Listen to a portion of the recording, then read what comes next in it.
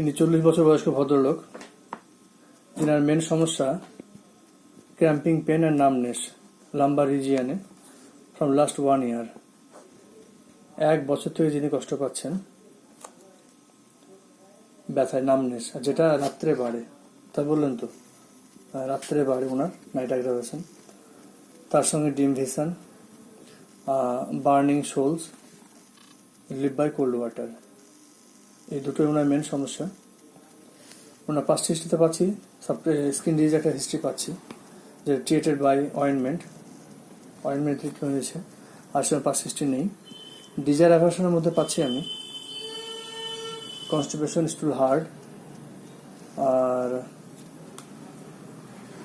Urine offensive, desire for sweets, sour food, meet.